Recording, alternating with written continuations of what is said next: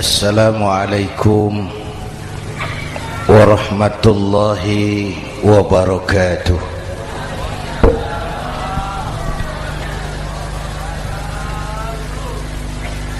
Alhamdulillahi wa kafa, wassalatu wassalamu ala sayyidina Muhammadin al-Mustafa wa ala alihi wa ashabihi ahli sidqi wal wafa, amma ba'd. Para ulama, para habaib, para masyayikh yang saya muliakan,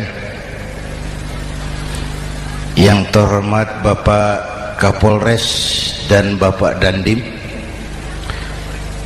Sahibul Bait, segenap keluarga besar Pondok Pesantren Raudhatul Muta'allimin Al-Aziziyah, bapak-bapak, ibu-ibu, hadirin hadirat ma'asyiral muslimin yang saya cintai. Saya bersyukur dapat menghadiri haflah Maulidin Nabiil Karim, dan saya bangga dan terharu dengan keberadaan Pondok Pesantren Raudhatul Muta'allimin Al-Aziziyah ini. Sekarang ini banyak orang bisa memberi contoh, tapi sedikit orang bisa menjadi contoh. Memberi contoh itu mudah, tapi menjadi contoh itu yang sulit. Oleh karena itu, pada kesempatan ini kita ingin mengambil contoh bagaimana Rasul melaksanakan perjuangan. Apa modal utamanya? Saya sampaikan 3 sajalah, mudah-mudahan selesai 10 menit. Yang pertama, modal utama perjuangan baginda Rasul adalah akhlakul karimah. Memperbaiki akhlak dengan akhlak. Oleh karena itu, surah Madu sudah selesai. Dari dan ke Madura jadi lebih mudah. Bahkan Madura akan jadi daerah industri. Tetapi yang kita ingin, Madura tetaplah Madura. Akhlak tidak boleh berubah. Zaman boleh berubah, akhlak tidak. Masa boleh berganti, tapi keyakinan tidak boleh mati. Nah, soalnya adalah kepada siapa kita harus berakhlak? Kita itu kan harus berakhlak kepada 2. Kita harus berakhlak pertama kepada Allah. Ini yang terpenting. 13 tahun Rasul berjuang di Mekah hanya memperbaiki akhlak kepada Allah, menanamkan tauhid, meluruskan akidah, membangun keyakinan. 13 tahun di Mekah itu, dengan perhitungan kalau fondasi kuat, bangunan aman. Kalau fondasi melenceng, bangunan bengkok. Kalau fondasi rapuh, bangunan runtuh. Bangunan bagaimana fondasinya? Orang hidup bagaimana imannya? Kekuasaan dan jabatan baru ada manfaatnya kalau dipegang tangan orang beriman. Kalau tidak, yang muncul Fir'aun. Harta baru terasa manfaatnya kalau dipegang tangan orang beriman. Itulah sebabnya bangsa kita ini bukan cuma perlu orang pintar, kita perlu orang benar. Bahkan di masyarakat lebih baik benar tidak terlalu pintar ketimbang pintar tapi tidak benar.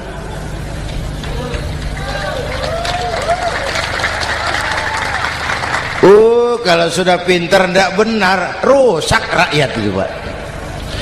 Disuruh ngurus beras malah nimbun beras, ya.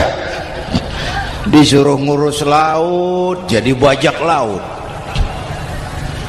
Disuruh ngurus hukum, bikin hukum seperti pisau, tajam ke bawah, tumpul ke atas. Kalau yang kecil salah, hukum cepat-cepat ditegakkan. Yang besar salah, diam pura-pura tidak mengerti. Itu yang melukai rasa keadilan.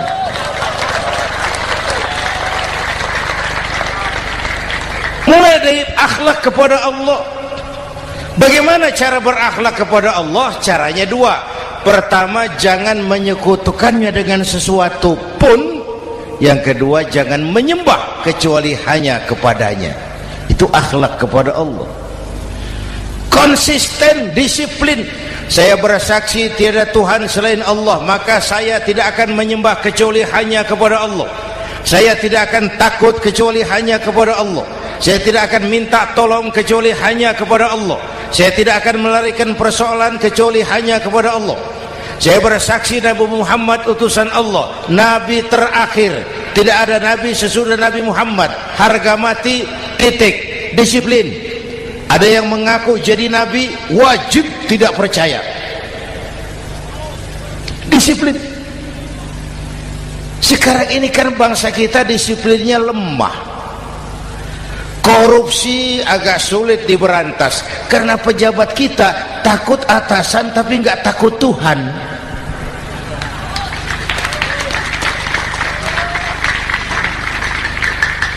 Itu sama dengan anak muda naik sepeda motor ngebut, lampu merah jalan terus, di stop sama polisi.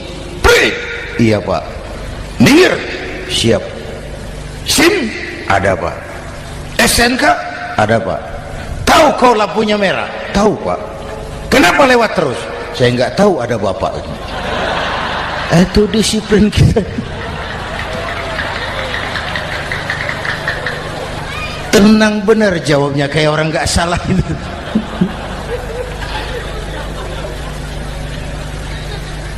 Iman. Apalagi belakangan ini saya sering bilang gini Pak, ini humor tapi agak tasawuf. Orang yang paling tenang hidupnya itu tukang parkir. Coba lihat tukang parkir, walaupun mobil banyak, mereknya bagus-bagus, tidak pernah sombong. Tenang ini, tenang. Nanti mobil pergi satu demi satu, habis sama sekali, dia tidak sedih. Tenang. Mobil banyak tidak sombong, mobil habis tidak sedih. Apa rahasianya? Ternyata, nih tasawufnya di sini. Tukang parkir tidak merasa memiliki, tapi merasa dititipi. Wah, itu. Siapa saja yang merasa memiliki, bersiaplah kehilangan, dan itu menyakitkan. Tapi kalau merasa dititipi, jabatan, harta, anak, istri, semua titipan, hiduplah seperti tukang parkir.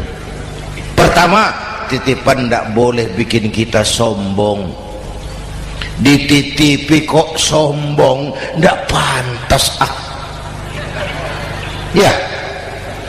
Pak Zainuddin titip mobil ya, silakan. Yang punya mobil pergi, saya petatang peteteng. Tidak pantas dititipi kok sombong. Ada orang dititipi jabatan oleh Allah sombong. Dititipi sombong. Ada enggak pejabat sombong? Ada. Namanya Fir'aun. Itu pejabat-pejabat sombong anak buah Fir'aun semua. Dititipi harta oleh Allah jadi orang kaya, sombong, sama tetangga tidak mau kenal, orang lain kecil semua, jalan tidak injak tanah. kuntilanak. Yang kedua penting, titipan harus dijaga baik-baik. Kalau tidak, yang nitip marah. Yang nitip marah. Pak, titip sepeda motor, silakan. Waktu diambil sepeda motor, kaca spion pecah, knalpot hilang, bemper hancur. Marah enggak yang nitip? Marah. Saya kan titip, kenapa enggak dijaga baik-baik? Dititipi harta oleh Allah jadi orang kaya supaya bangun pesantren, bela yatim, santuni yang lemah. Pelitnya 17 setan. Yang nitip marah. Dititipi jabatan oleh Allah isinya korupsi saja, yang nitip marah. Nah, saya mau kasih lihat sekarang. Allah titip Indonesia. Allah titip Indonesia. Hai rakyat, ini Indonesia, aku titip, kata Allah. Sebentar, ada meja mau naik. Silakan, Mas. Iklan. Ya, terima kasih. Jangan disangka kalau disediakan air teh pidatonya jadi lama. Dekorasi ini kok. Sampai mana tadi? Hai rakyat, ini Indonesia, aku titip, kata Allah. Ini negara besar dan kaya. Titipan ini ditebus dengan keringat, air mata, darah, dan nyawa. Ini bedanya. Malaysia memang merdeka tapi diberi Inggris. Singapura merdeka diberi Inggris. Indonesia merdeka, keringat, air mata, darah, dan nyawa. Ini negara aku titip, kata Allah. Ini negara besar dan kaya. Buminya subur. Di atas perut buminya segala tanaman hidup. Di bawah perut buminya ada gas, minyak, batu bara. Lautnya kaya, hutannya kaya. Kekayaan negeri ini harus digunakan bagi sebesar-besar kemakmuran rakyat. Itu amanat konstitusi. Disalahgunakan, dikorupsi, yang nitip marah. Yang nitip marah. Kalau dia marah, dia suruh makhluknya yang lain negur. Siapa? Merapi, Bromo, anak Krakatau. Itu Merapi demo, Pak. Kalau kita rakyat demo, anak buahnya Pak Danres turun. Tapi kalau Merapi demo, siapa yang mau ngatasi? Mbak Marijan. Selesai. Sekarang Mbah Marijan sudah kumpul sama Mbah Surip di alam barzah, dia sudah ketemu dia. Kata Mbah Surip, tenang Mbah Marijan, tak gendong, aman sudah.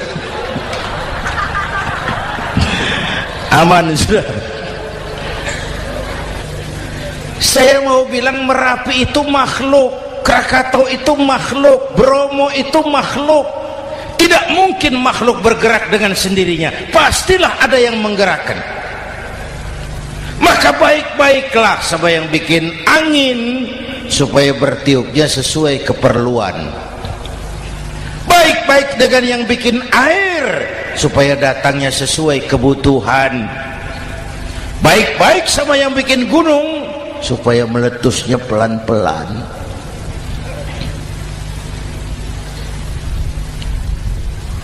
Bapak Ibu hadirin yang saya hormati, menjaga titipan. Jangan menyembah kecuali hanya kepadanya. Jangan menyekutukannya dengan sesuatu pun. Ayo, saya ngobrol kita. Bapak Ibu hadirin yang hadir di sini ini, kita ini semua hamba Allah apa bukan?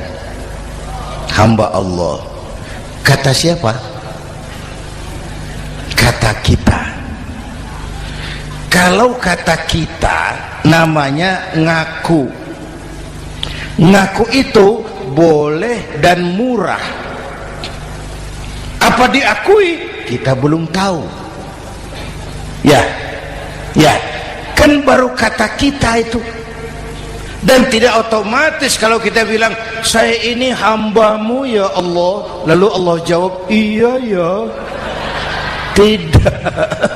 Tidak, wong itu kan kata kita. Saya hamba Allah, kata saya. Berapa banyak orang perbuatannya, ucapannya berkata saya hamba Allah, perbuatannya menyatakan dia hamba setan, hamba nafsu, hamba dunia, budak jabatan. Tidak sesuai ucapan dengan perbuatan. Jadi hamba Allah tuh nggak mudah, digojlok, diuji. Coba lihat, yang jelas diakui sebagai hamba itu baru satu yang kita peringati ini, baginda Nabi. Allah mengakui kapan? Waktu menceritakan Isra dan Mi'raj. Apa yang dipakai kalimat? Subhanallazi asra bi'abdih. Maha suci Allah yang telah menjalankan hambanya. Hambanya. Muhammad itu hambaku, aku jalankan dia. Allah mengakui. Kapan kalimat ini turun? Setelah Nabi digojlok, ditempa, digembleng, diuji, difitnah, dicaci maki, dilontari kotoran unta, sahabat-sahabatnya dibantai. Lolos, Muhammad betul-betul hambaku. Ayo Isra Muhammad. Subhanallazi asra bi'abdi, hambaku. Jadi kalau mau jadi hamba Allah ya diuji, digojlok, digembleng. Nah, mari kita lihat kehambaan baginda Nabi. Orang yang paling bersih hatinya Rasulullah. Orang yang paling baik akhlaknya Rasulullah. Orang yang dosanya sudah mendapat jaminan ampun Rasulullah. Tapi Rasulullah kalau sholat malam bengkak kakinya karena rajin sujud. Hati bersih, akhlak terbaik, dosa sudah diampuni. Tapi kalau sholat malam kakinya bengkak karena rajin sujud. Saya tahu di sini juga banyak yang kakinya bengkak. Cuma urusannya apa? Itu urusan masing-masing. Pada tingkat seperti itu Rasulullah, saya perlu Allah, saya perlu Allah, saya perlu Allah. Yang 100 tahun kita bangun selesai oleh gempa 3 menit. Ya. Yang 100 tahun kita bangun ternyata selesai oleh gempa 3 menit. Kita perlu Allah, kita perlu Allah. Makanya musibah itu kan kalau menimpa orang baik-baik namanya ujian. Kalau menimpa orang setengah baik itu paru-paru, yang bikin malaikat bingung. Sholat rajin, maksiat tekun,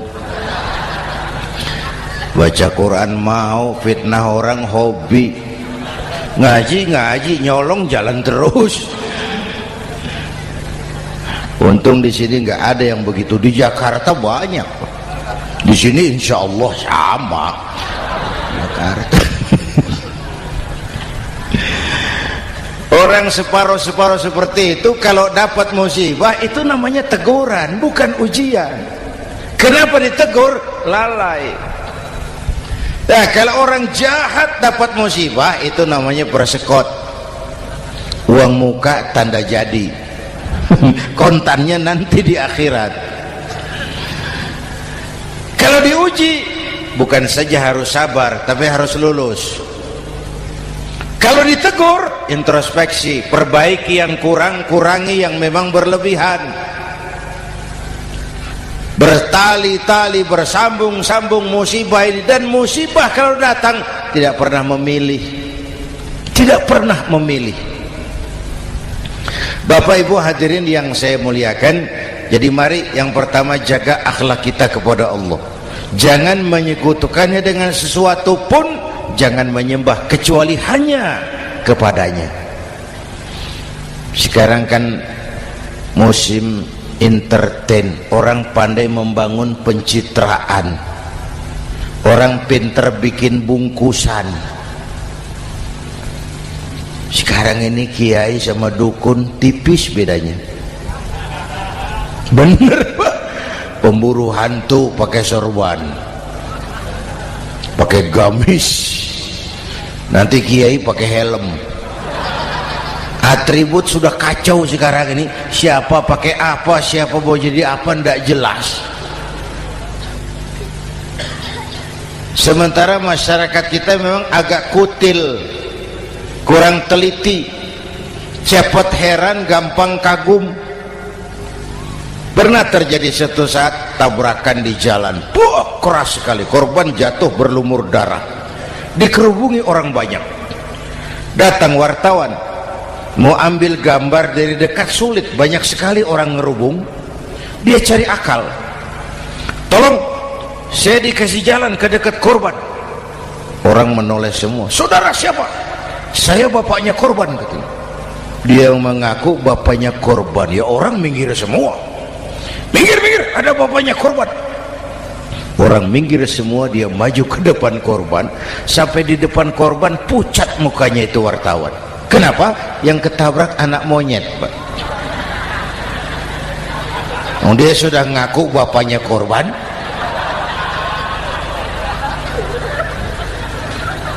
Ini cerita pendek tapi pesannya dalam. Kalau belum kenal benar jangan cepat-cepat ngakui. Ya, rakyat harus cerdas sekarang ini. Emas pasti kuning, benar itu? Apa semua yang kuning pasti emas? Udah cerdas lah itu, udah cerdas lah itu. Hati-hati, ini jangan pencitraan. Orang pandai bikin bungkusan. Oleh karena itu kita juga harus punya filter supaya tidak hanyut oleh kedangkalan-kedangkalan pencitraan itu. Satu itu akhlak kepada Allah. Yang kedua, kepada siapa kita berakhlak? Kepada sesama manusia. Kepada sesama manusia itu siapa? Pertama, sesama muslim. Malam ini saya hadir di sini, saya tidak merasa tamu. Saya hanya keluarga di tengah keluarganya. Bahwa saya lahir di Jakarta itu sih kebetulan. Saya enggak pesan. Yang kita tidak pesan jangan diributkan. Kita enggak pesan. Warna kulit seperti ini kita enggak pesan. Dari suku apa lahir kita enggak pesan. Potongan seperti ini kita enggak pesan. Islam membebaskan manusia dari ras diskriminasi. Pada waktu yang bersamaan Islam mengangkat harkat, derajat, martabat kaum wanita. Ini kasihan dari tadi nggak diajak ngomong nih. Pada waktu yang bersamaan Islam mengangkat harkat, derajat, martabat kaum wanita. Tuh, ibu-ibu mestinya lebih terima kasih sama Rasulullah. Sebelum Rasulullah datang, nasib perempuan menyedihkan, dilecehkan, harganya murah. Sebelum Rasulullah datang, murah. Sebelum Rasulullah datang, murah. Coba lihat wanita sebelum Islam, sedih, dilahirkan hanya untuk melahirkan, alat pemuas nafsu. Kalaupun berperan, peranannya cuma segitiga, dapur sumur kasur, kasur sumur dapur, putar-putar di situ saja. Nggak usah di Arab, dunia, di Jawa, raja-raja Jawa sebelum kenal Islam seenaknya ngumpuli perempuan kan, selirnya yang 30, 50. Sultan-sultan di Turki piara harem ratusan orang perempuan. Kaisar terakhir dinasti Ming Cina bangun istana 1000 kamar, istrinya 1000. Innalillahi wa inna. Itu saya cuma pikir, raja kalau istrinya 1000, kapan pakai kolor itu raja?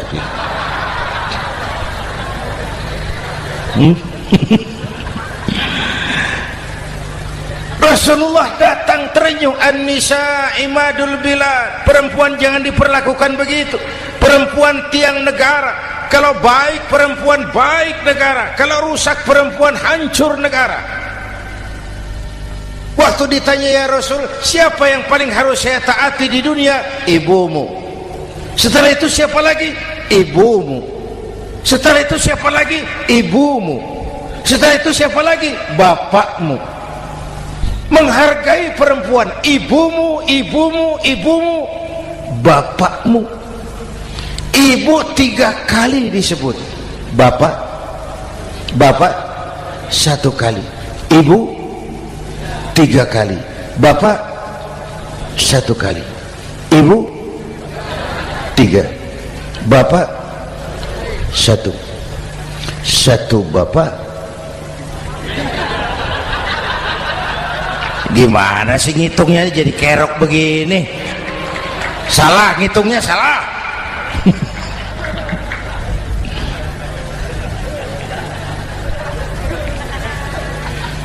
Lalu dicairkan kehidupan kemasyarakatan di masjid. Masya Allah, masjid itu pendidikan demokrasi betul. Pertama, siapapun masuk masjid copot sandal, buka sepatu. Benar itu? Ini masyarakat yang mau kita bangun. Tidak ada warga negara kelas 1, semua sama. Lurah masuk masjid buka sepatu, rah. Camat masuk masjid buka sepatu, mat. Gubernur masuk masjid buka sepatu, Nur. Nikmatnya masyarakat masjid, nikmatnya masyarakat masjid. Coba binatang saja harganya tidak sama toh. Sapi yang mahal yang gemuk, betul, karena harga sapi pada dagingnya. Makin gemuk sapi makin mahal harganya. Tapi ada burung perkutut lebih mahal dari sapi, padahal dagingnya sedikit, betul. Kenapa harganya lebih mahal dari sapi? Harga perkutut suaranya. Di mana harga manusia yang paling gemuk? Silahkan bersaing dengan sapi. Maaf.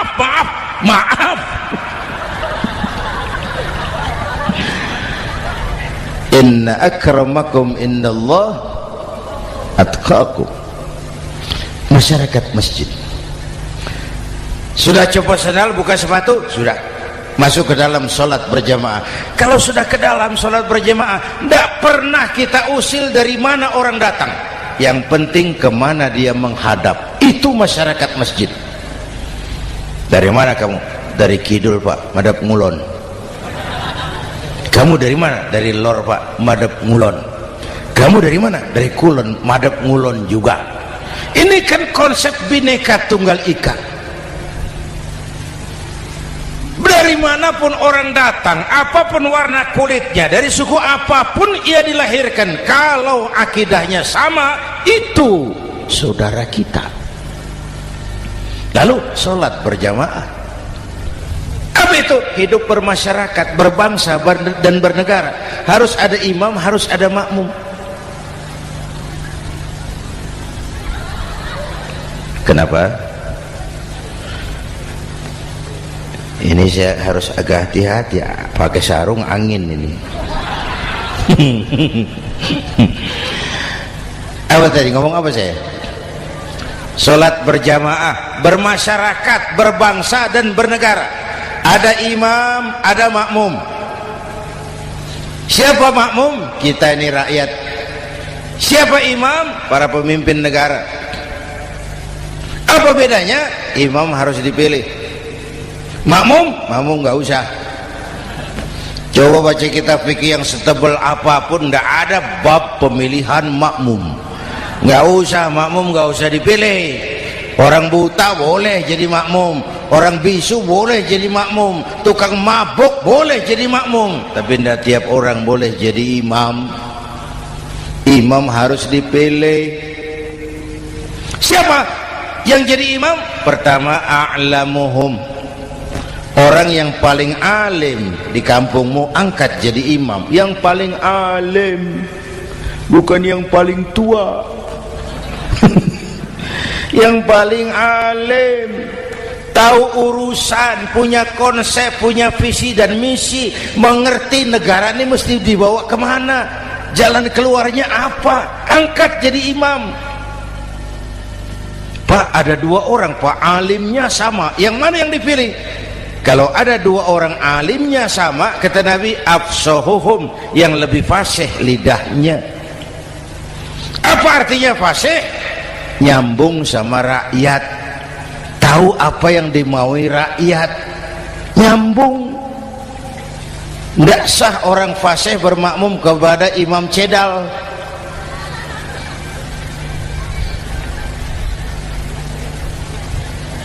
Kenapa Bu?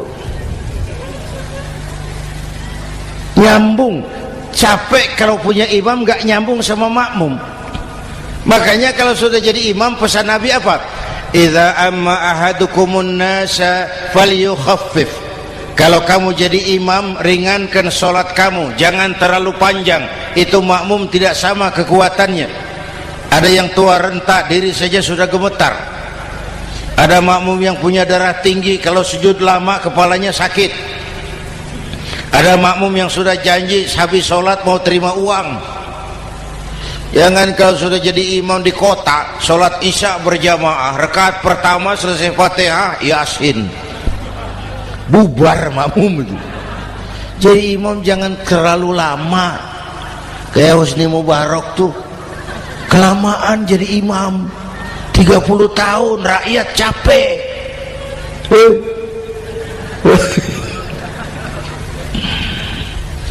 Bapak Ibu hadirin yang saya hormati, nah masyarakat Islam ini loyal, taat, setia. Kapan? Kalau imamnya benar. Imam takbir, makmum takbir, imam ruku', makmum ruku', imam i'tidal, makmum i'tidal, imam sujud, makmum sujud. Tapi masyarakat Islam tidak buta. Imam keliru, makmum wajib menegur. Ya, bagaimana negurnya? Mestinya ruku', imam sujud. Wah, keliru ini. Subhanallah, kan gitu. Itu aturan main. Tidak boleh imam keliru, makmum emosi, main pegang, mam, hoi salah, hoi, kacau sholat.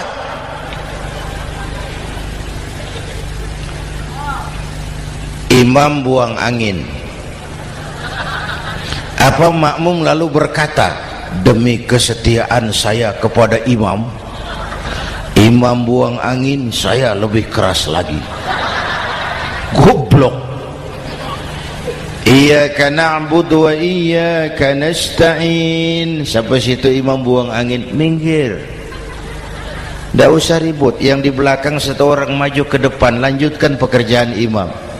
Yang penting imam tahu diri, buang angin, minggir. Ini negara rusak karena imam sudah buang angin. Tenang aja, kayak orang nggak salah gitu loh.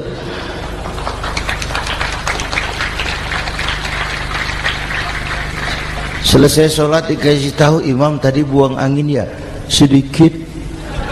Apa kalau nggak sedikit lalu nggak rusak sholat itu?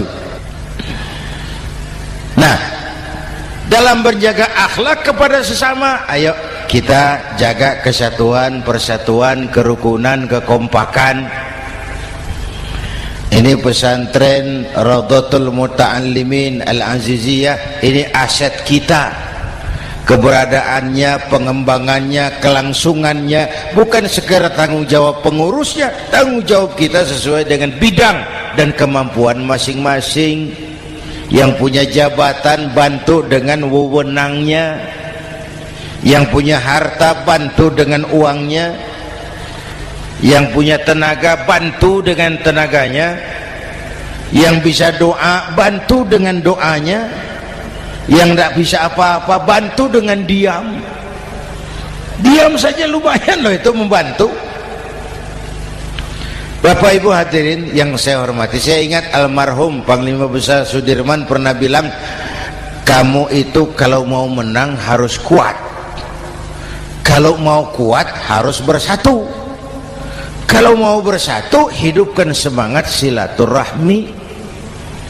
Mau menang harus kuat, mau kuat harus bersatu, mau bersatu hidupkan silaturahmi.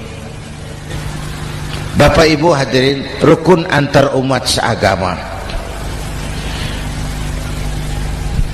Beda pendapat boleh, marah jangan. Kalau di Jakarta kan sekarang lagi musim apa itu wahabi yang bid'ah, sedikit bid'ah itu. Saya sih bilang yang suka tahlil bagus, terusin. Yang nggak suka tahlil nggak apa-apa, tapi jangan mencaci maki yang suka tahlil. Orang yang mabuk masih banyak kok yang tahlil dicaci maki. Kita nih seperti orang kurang kerjaan. Waktu guru saya Hadratul Mukarram Ki Haji Dr. Idham Khalid wafat, saya ajak orang baca Fatihah. Selesai, saya lagi duduk di belakang, seorang pengusaha nemui saya, Kiai, kenapa? Saya coba ingin kepastian. Apa? Orang yang sudah mati dibacakan Fatihah itu, apa pahalanya sampai? Saya bilang gini, Mas, kamu kalau nggak percaya mati aja dulu. Saya bacain Fatihah, tunggu di sono. Kalau nggak nyampe balik lagi nggak apa-apa.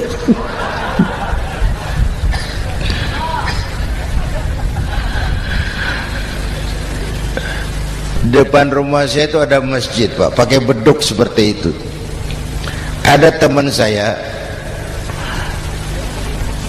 Kiai pakai beduk masjidnya. Iya pakai. Kan Rasulullah enggak pakai. Enggak memang. Bid'ah tuh. Oh, siapa bilang? Beduk itu bukan agama, itu budaya, tanda masuk waktu. Bukan manggil orang sholat. Manggil orang sholat pakai azan. Tanda masuk waktu, itu hebatnya Wali Songo, pakai beduk. Kalau nggak mau pakai beduk boleh, teriak-teriak juga boleh. Maghrib, boleh. Tapi Wali Songo kan bijaksana, pakai beduk saja, sekali pukul satu desa dengar. Itu bijaksananya dakwah Wali Songo. Kalau beduk dianggap bid'ah, miskin kita. Itu budaya. Seperti sepeda motor, itu budaya. Kalau nggak mau pakai beduk boleh, teriak-teriak juga boleh. Maghrib, boleh. Tapi Wali Songo kan bijaksana, pakai beduk saja, sekali pukul satu desa dengar. Itu bijaksananya dakwah Wali Songo. Kalau beduk dianggap bid'ah, miskin kita. Itu budaya. Seperti sepeda motor, itu budaya. Kalau beduk dia nggak bid'ah, sepeda motor bid'ah tuh. Rasulullah nggak pakai, jual, beliin unta.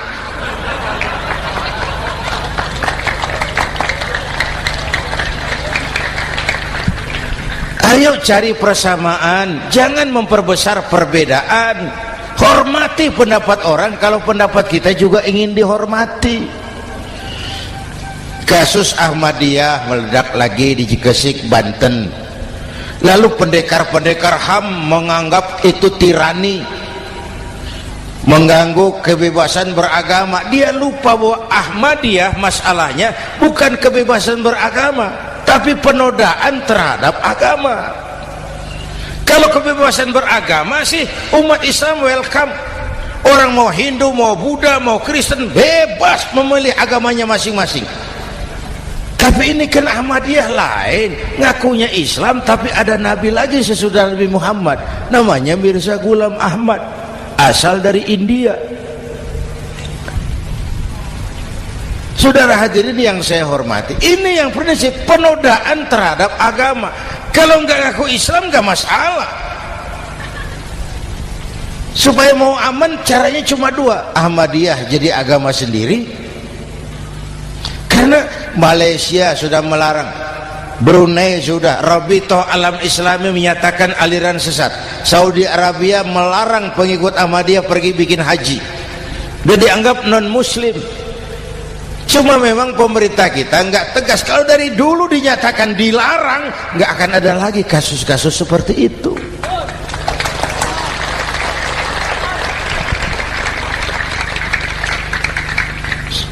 Nah, selain itu kita umat juga harus disiplin. Coba sudah berapa banyak nabi bermunculan di Indonesia. Dan Indonesia ini saya heran, Indonesia ini pasar bagus, Pak. Kalau ada nabi, ada aja pengikutnya, saya heran tuh. Indonesia ini pasar bagus. Ada Ahmad Musaddiq Al-Qiyadah, jadi nabi. Konsultan bulu tangkis jadi nabi. Dapat wahyunya di Bogor, ditangkap polisi 4 tahun. Muncul lagi di Bandung, namanya Sayuti, tukang cukur, ngaku dapat wahyu jadi nabi, ditangkap polisi lagi 2 tahun. Di Malang Ustadz Roy, ya sebenarnya petinju, dia masuk Islam, mu'alaf, belajar Islam tidak pakai guru, diutak-atik ayat Quran. Sholat kita harus mengerti artinya, maka sholat boleh pakai bahasa masing-masing. Ramai masjid. 2 tahun penjara. Di Jakarta muncul lagi Lia Edan, ngaku Jibril, ditangkap juga oleh polisi. Kita salut sama polisi kita lah, bukan cuma teroris, Jibril ditangkap Pak Kapolres. Saya bilang sama teman-teman polisi, untung dia ngaku Jibril, Pak. Coba kalau dia ngaku Israel, lebih gawat itu.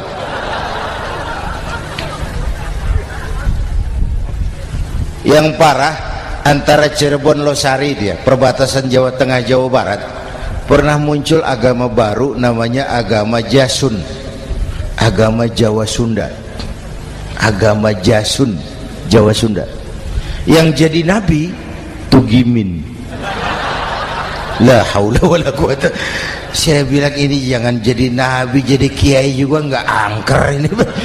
Al Mukarram Bapak Kiai Tugimin, nggak enak. Yang lebih ndak enak selawatannya loh itu. Kalau kita kan tadi nikmat tuh, ya Habibi ya Muhammad, nikmat rasanya itu.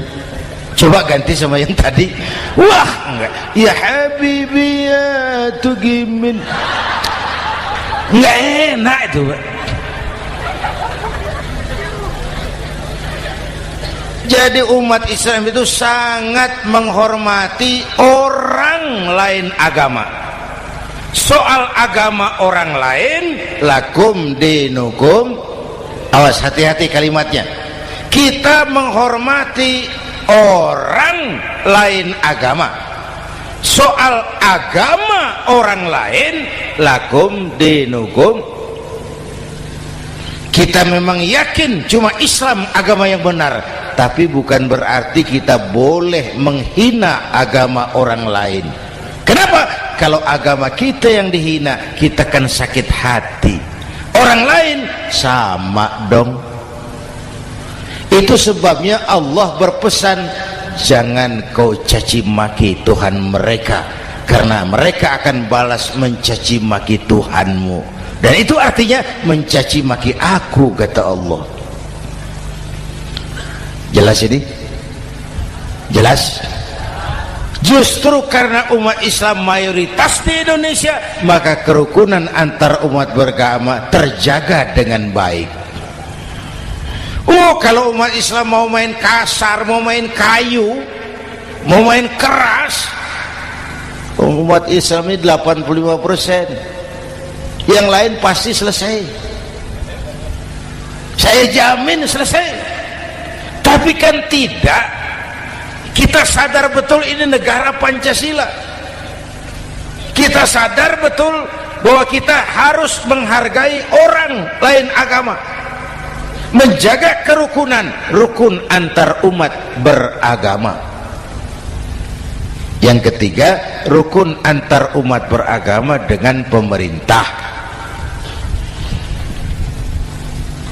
Dulu kiai saya bilang, sultanun zulum khairum min fitnatin tadum.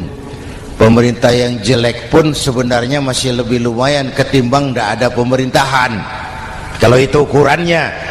Coba umpama nanti Pak SBY sudah terlalu pusing, lalu pengumuman jam 000, seluruh rakyat Republik Indonesia saya umumkan mulai malam ini tepat jam 000 pemerintah bubar.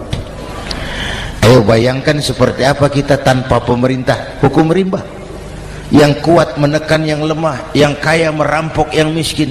Rumah saudara dirampok, lapor ke polisi, kata Kapolres, maaf polisi baru bubar. Hak asasi diinjak-injak, lapor ke pengadilan, pengadilan bubar. Masih ada pemerintah saja yang kuat suka menekan yang lemah, apalagi kalau tidak ada pemerintah. Karena itu ulama dan umarok dua pilar utama. Kalau kuat keduanya, kuatlah masyarakat. Kalau rapuh keduanya, maka rapuhlah juga masyarakat. Bapak Ibu hadirin yang saya hormati, ini yang kedua, kita harus berakhlak kepada sesama. Yang ketiga, kepada siapa kita harus berakhlak? Kenapa? Iya, saya cuma lihat jam. Yang ketiga, kepada siapa kita harus berakhlak? Kita ini harus berakhlak kepada makhluk Allah yang lain di luar manusia. Kepada air kita harus berakhlak loh Pak. Saya dulu remaja ngaji fikih, kiai ngajar makruh buang air kecil di tanah yang berlubang. Saya protes, kenapa makruh kiai? Pertama, untuk kesehatan. Siapa tahu di lubang yang kau kencingi ada gas beracun. Kalau tidak kiai, kalau tidak maka artinya kau harus melindungi binatang yang ada di dalam lubang. Siapa tahu di lubang yang kamu kencingi ada semut sedang rapat membahas masalah Mesir. Apa dosanya lalu mati dikencingi? Ini namanya rahmatan li semut. Bapak Ibu hadirin yang saya hormati, ada hadis sederhana, fa iza zabahtum fa ahsinu zibhata. Kalau kamu menyembelih hewan, sembelihlah dengan cara yang terbaik. Jangan nyembelih ayam pakai pisau tumpul, itu namanya tidak berperi kebinatangan. Kepada ayam kita berakhlak, kepada pohon kita berakhlak, kepada air kita berakhlak. Kenapa sekarang alam tidak seramah dulu? Karena kita juga tidak ramah kepada alam. Kenapa sering terjadi banjir? Karena tempat air kita kurangi. Dia bingung mau kemana. Air nggak punya tempat. Akhirnya masuk ke rumah kita juga. Masuk dalam zoharul fasadu bil barri wal bahri bima kasabat aydin nas. Karena kita tidak berakhlak kepada lingkungan. Bapak Ibu hadirin yang saya hormati, jadi itu yang pertama, modal utama perjuangannya akhlakul karimah. Mau sukses, utamakan akhlak. Industrialisasi boleh terjadi di Madura, jalan berhotmik licin, oke, listrik masuk desa, alhamdulillah, tapi akhlak jangan berubah, akidah jangan goyah.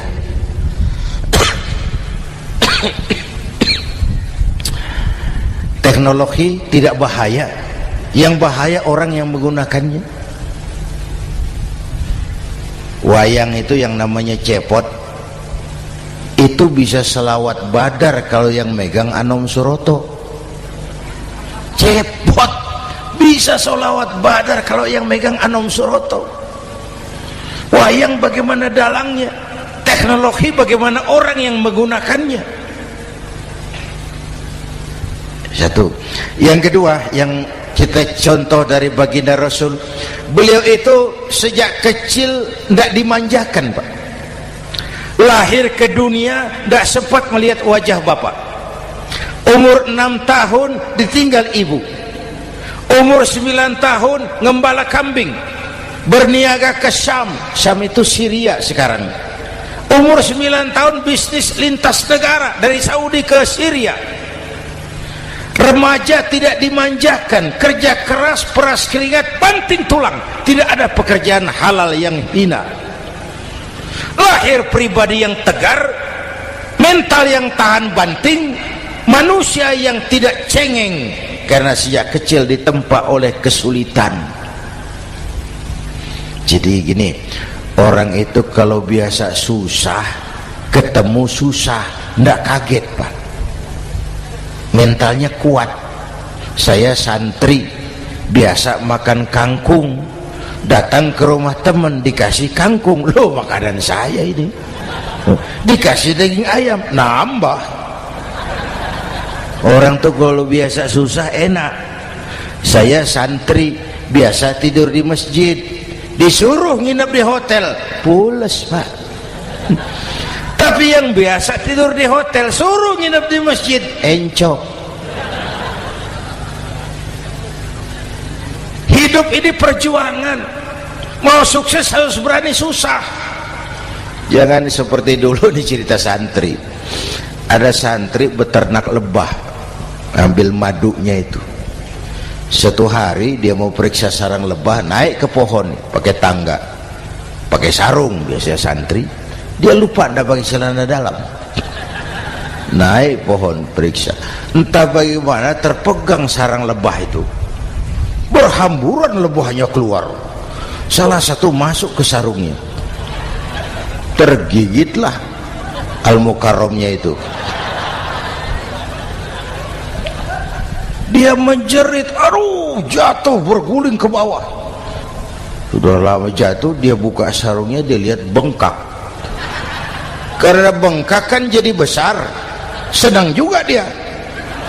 Dia berdoa, ya Allah, hilangkan sakitnya, biarlah bengkaknya. Ini kan, ini doa orang nggak konsekuen.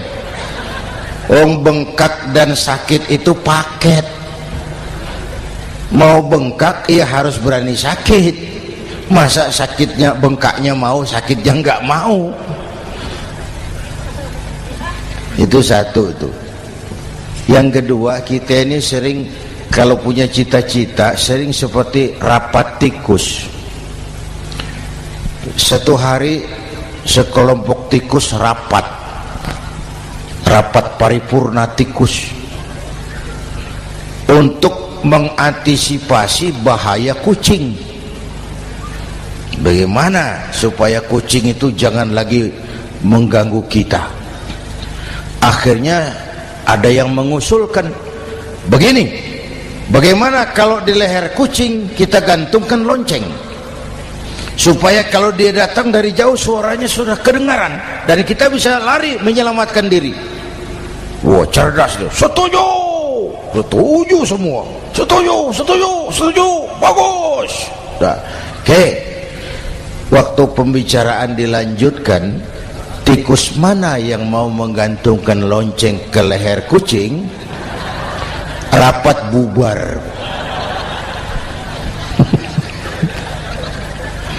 Setuju, akur. Iya, iya. Waktu kerja selesai. Bapak Ibu hadirin yang saya hormati, terutama anak-anak saya, para santri, remaja, pemuda. Hidup ini persaingan. Bapakmu tamat SD, nak, kau sarjana. Bapakmu cuma jadi RT, nak, kau camat. Bapakmu tukang tabal ban, kau harus punya pabrik ban. Anak saya pertama dulu saya titip mondok di Tebu Ireng. Tahun pertama pulang saya kontrol, sini kau, apa hasilmu setahun di pesantren? Dia sodorkan saya sebuah piagam penghargaan juara lomba pidato di pondoknya. Saya heran, ini anak di rumah jarang ngomong, kok bisa jadi juara pidato?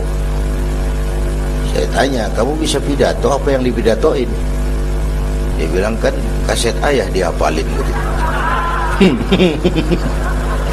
Ya saya ketawa juga, waktu itu dia masih anak-anak.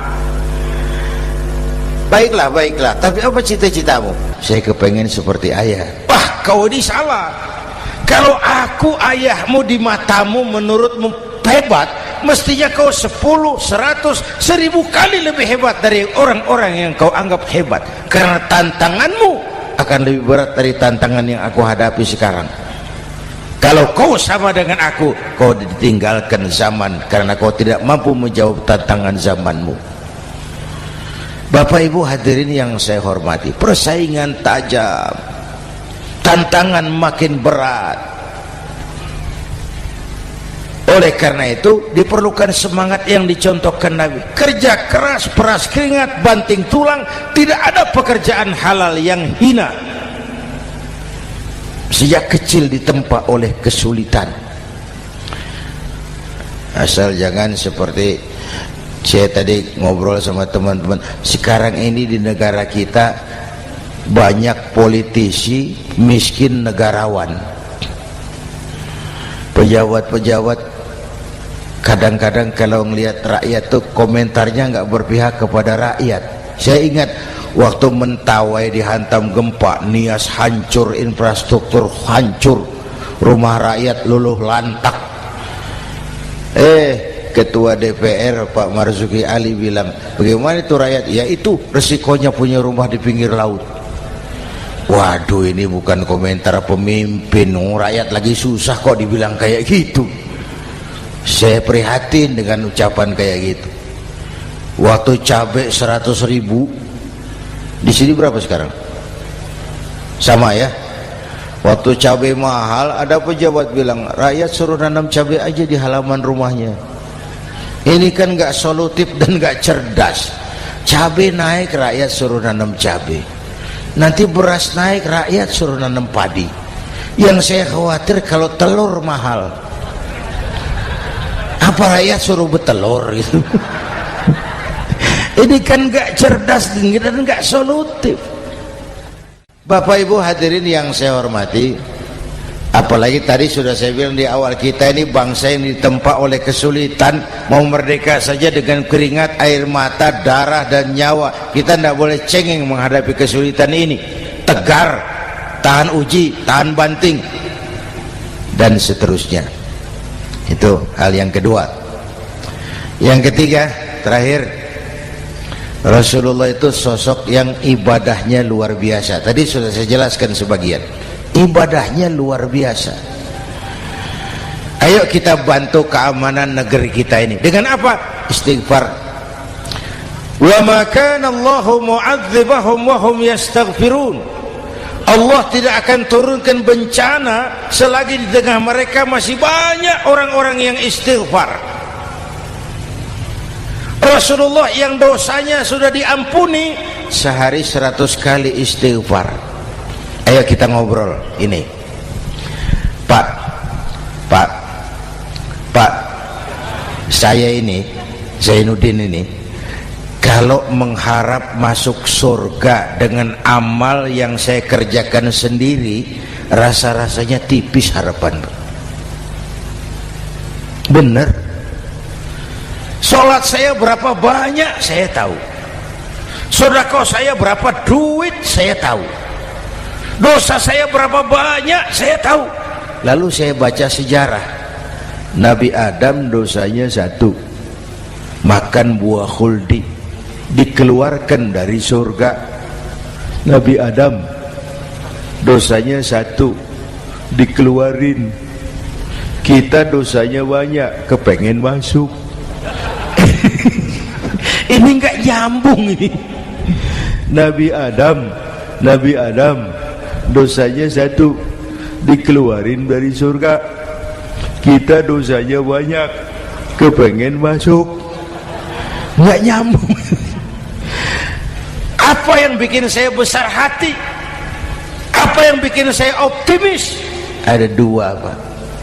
Pertama yang disebut rahmat Allah, yang kedua disebut syafaat Rasulullah. Dua itu, Pak. Oh, kalau kita ini insya Allah nanti sampai ke surga, amin, amin. Kalau kita ini sampai ke surga, Pak, saya jamin itu bukan karena amal kita, itu karena rahmatnya Allah. Ndaklah seberapa banyak sih amalan kita mau menggapai surga. Kalau bukan karena rahmatnya Allah, sulit sampai ke sana. Hei manusia, dosamu besar, tapi lihat rahmatku lebih besar. Hei manusia, salahmu banyak, tapi ampunanku lebih banyak. Kau nangis di hadapanku, aku senyum melihatmu. Kau berjalan menujuku, aku berlari menyambutmu. Istighfarnya sehari 100. Lalu ada hadis qudsi, inni la ahammu bi'adzabi ibadi. Kadang-kadang aku pengen turunkan azab, bencana kepada manusia, tapi ketika aku melihat 3 perkara, murkaku surut, bencana aku tarik kembali. Coba perhatikan hadis qudsi ini. Allah mau marah hendak jadi, bencana ditarik, musibah diangkat. Kenapa? Ada yang meredam murka Allah. Allah enggak jadi marah. Siapa? Pertama, suyukhan rukka. Aku lihat orang-orang tua tengah malam sujud sambil berlinang air mata, nangis di hadapan Allah. Itu kita hutang jasa loh, Pak, sama orang-orang yang tengah malam sujud nangis di hadapan Allah. Lihat yang begitu Allah tidak jadi marah.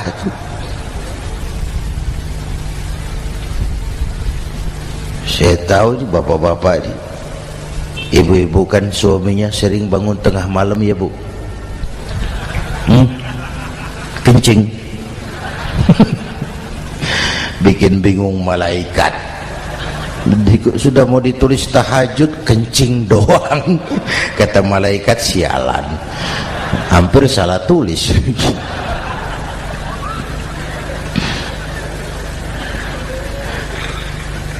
Aku lihat orang tua tengah malam sujud sambil berlinang air mata. Lalu aku lihat bayi-bayi tanpa dosa masih menyusu, sibyanan rudda. Bayi-bayi tanpa dosa masih menyusu, suci bersih, belum ternoda. Wa bahaiman rutta. Dan aku lihat binatang ternak melata mencari makan, kambing mudah cari rumput, alam terjaga keasriannya. Bagaimana bencana enggak mau nambah? Kita mengamalkan hadisnya juga terbalik. Yang diminta itu orang tua tengah malam sujud, bayi tanpa dosa nyusu. Sekarang bayi tanpa dosa dibuang ke tempat sampah gara-gara orang tua tengah malam nyusu. Terbalik namanya. Yang diminta itu orang tua tengah malam sujud, bayi tanpa dosa nyusu. Ini bayi tanpa dosa dibuang ke tempat sampah gara-gara orang tua tengah malam.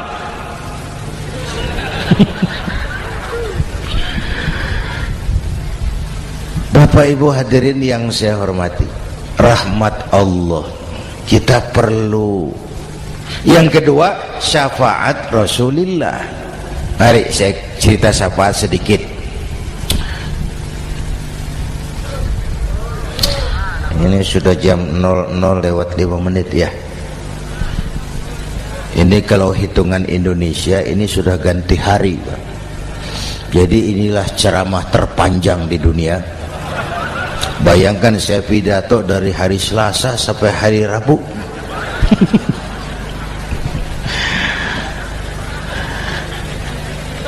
Syafaat. Agak saya singkat ceritanya. Nanti itu Pak, setelah alam ini hancur sehancur-hancurnya, bumi gempa, gunung meletus, air laut tumpah ke darat, halilintar menyambar, planet-planet bertabrakan, semua yang hidup mati bareng tanpa persiapan, termasuk malaikat mati. Yang tinggal cuma Allah sendirian. Yang lain hancur semua, tinggal Allah sendirian. Allah patroli,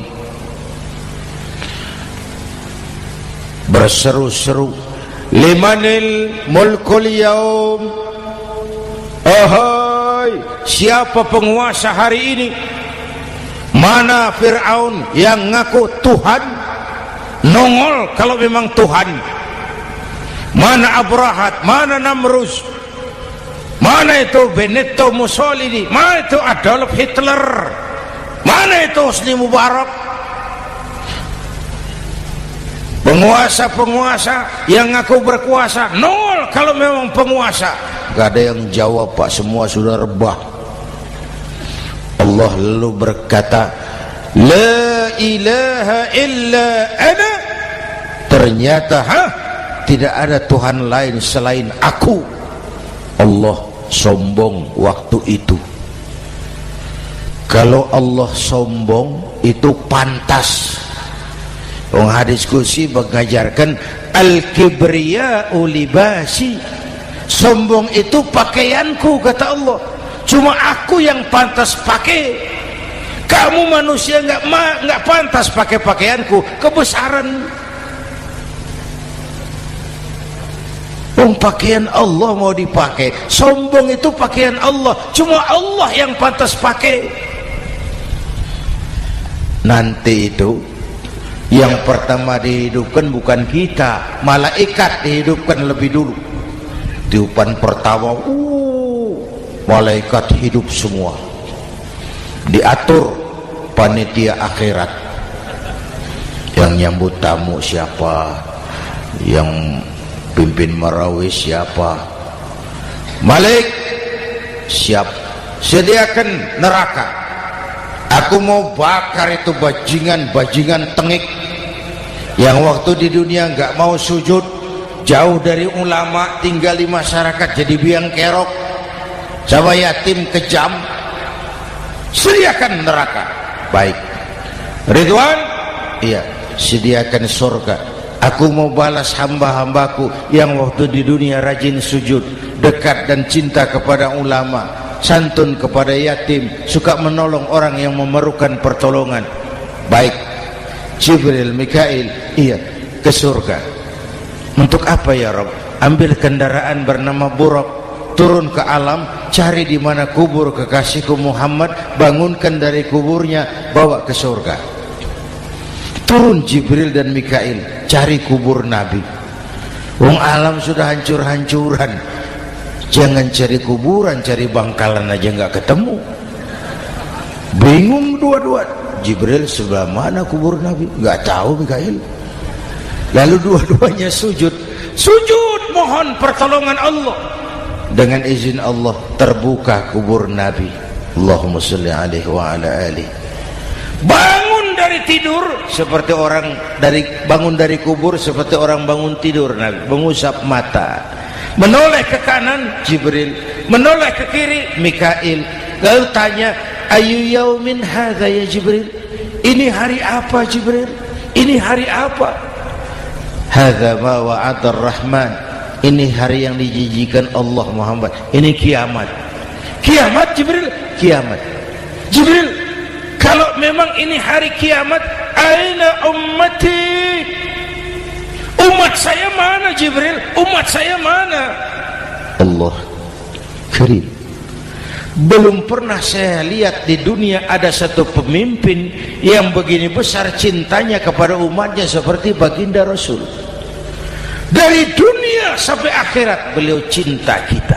Dari dunia sampai akhirat beliau bela kita. Bangun dari kubur, tahu hari sudah kiamat, yang pertama ditanya, aina ummati? Umat saya mana Jibril? Kita yang ditanya. Kalau saya yang pertama dibangkitkan dari kubur, lain pertanyaannya. Ini hari apa Jibril? Kiamat Zainuddin. Oh, bini saya mana Jibril? Nabi enggak tanya Khadijah wala Fatimah wala Aisyah, aina ummati? Umat saya mana Jibril? Umatmu? Iya. Kau manusia pertama yang dibangunkan dari kubur. Yang lain masih dikubur. Oh. Lalu kita ke surga Muhammad. Perintah Allah, perintah Allah. Sampai di surga seperti orang tidak betah Nabi itu, resah, gelisah, mondar mandir, mukanya murung. Yang punya surga kan negur, Muhammad, labbaik ya Rabb. Tidak enak di surga ya? Enak. Kok kamu seperti orang nggak kerasan gitu loh, resah, gelisah. Kenapa? Saya teringat umat saya ya Allah. Umat saya bagaimana nasibnya? Iya, saya sudah enak di DPR. Salah. Saya sudah enak di surga, gaji cukup, kursi empuk, dapat mobil dinas. Nggak. Umat saya yang waktu kampanye kepanasan itu gimana nasibnya?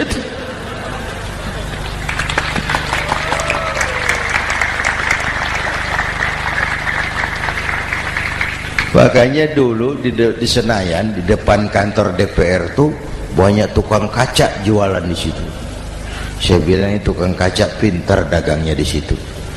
Pas, maksudnya supaya yang mau berkantor di situ ngaca dulu.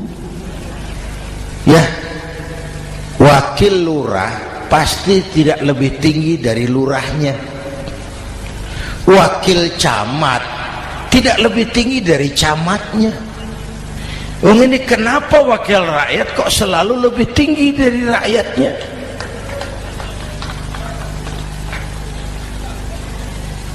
Kan yang memberikan mandat kita rakyat. Kemerdekaan bertujuan mengantarkan rakyat ke gerbang kesejahteraan. Lalu rakyat mempercayai tugas itu kepada pemerintah dan wakilnya di DPR. Saya percayakan kamu mengantarkan rakyat ke gerbang kesejahteraan. Itu amanat Undang-Undang Dasar. Biasanya yang diantarkan sampainya lebih dulu biasanya. Yang diantar sampai lebih dulu, yang mengantar nyusul, namanya ngantar belakangan. Ini lebih cepat wakil rakyatnya makmur daripada rakyatnya. Yang mau ngantar makmurnya lebih dulu dari yang mau diantar. Yang diantar kelelerahan di jalanan, yang mengantar udah sampai.